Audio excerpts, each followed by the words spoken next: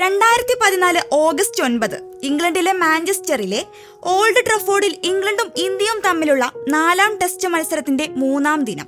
ഗ്രൗണ്ടിൽ മൂക്കിൽ നിന്ന് ചോരയൊലിപ്പിച്ചു നിൽക്കുന്ന ഇംഗ്ലണ്ട് താരം സ്റ്റുവർട്ട് ബ്രോഡിനെ ക്രിക്കറ്റ് ആരാധകർ അത്ര പെട്ടെന്ന് മറക്കാനിടയില്ല. മാരക ബൗൺസർ കൊണ്ട് ബ്രോഡിന്റെ മൂക്ക് പൊട്ടിച്ച ഒരു ഇന്ത്യൻ പേസറുണ്ട്, വരുൺ ആരോൺ.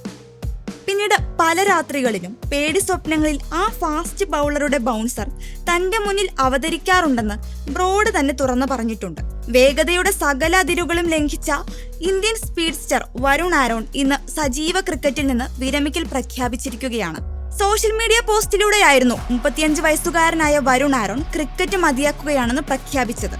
കഴിഞ്ഞ 20 വർഷമായി ക്രിക്കറ്റിന് വേണ്ടിയായിരുന്നു ഞാൻ ജീവിച്ചതും ശ്വസിച്ചതുമെല്ലാം. ഇന്ന് വളരെ നന്ദിയോടെ ക്രിക്കറ്റിൽ നിന്ന് ഔദ്യോഗികമായി വിരമിക്കുകയാണെന്ന് ഞാൻ പ്രഖ്യാപിക്കുന്നു എന്നായിരുന്നു ആരോൺ ഇൻസ്റ്റഗ്രാമിൽ കുറിച്ചത്. 2010-11 സീസണിൽ തന്റെ 21ാം വയസ്സിൽ വിജയ് ഹസാരെ ട്രോഫിയിലൂടെയായിരുന്നു ആരോൺ വരവറിയിച്ചത്. സ്ഥിരമായി 150 കിലോമീറ്ററിലേറെ വേഗത്തിൽ പന്തെറിഞ്ഞ ആരോണിന് ദേശീയ ടീമിലെത്താൻ അധികം സമയം വേണ്ടി വന്നില്ല. 2011 വെസ്റ്റ് ഇൻഡീസിനെതിരെ ഇന്ത്യയുടെ ടെസ്റ്റ് ടീമിൽ ആരോൺ അരങ്ങേറി. ഇന്ത്യൻ കുപ്പായത്തിൽ 9 ടെസ്റ്റുകൾ കളിച്ചിട്ടുള്ള വരുൺ ആരോൺ 14 ഇന്നിംഗ്സുകളിൽ നിന്ന് 18 വിക്കറ്റുകൾ സ്വന്തമാക്കി. 2015 ദക്ഷിണാഫ്രിക്കയ്ക്കെതിരെയാണ് അവസാന ടെസ്റ്റ് കളിച്ചത്. ഇന്ത്യക്ക് വേണ്ടി 9 ഏകദിനങ്ങളിലും വരുൺ ആരോൺ പന്തെറിഞ്ഞു. 9 ഏകദിനങ്ങളിൽ 11 വിക്കറ്റും അയാൾ വീഴ്ത്തി. 10 വർഷം മുൻപ് 2014 ഇന്ത്യൻ കുപ്പായത്തിൽ അവസാന ഏകദിനം കളിച്ചത്. വേഗത കൊണ്ട് എന്നും ഞെട്ടിച്ചിരുന്ന വരുൺ ആരോണിന്റെ കരിയറിൽ പരിക്കാണ് പലപ്പോഴും വില്ലനായി എത്തിയിരുന്നത്.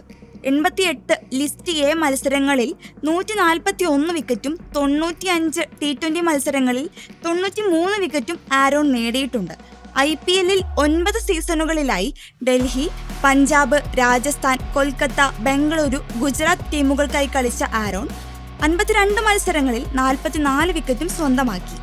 വരുൺ ആരോൺ ക്രിക്കറ്റ് കളത്തോട് വിട പറഞ്ഞാലും ആ സ്പീഡ്സ്റ്ററിന്റെ വേഗത അത്ര വേഗമൊന്നും ഒരു പിച്ചും മറക്കില്ല.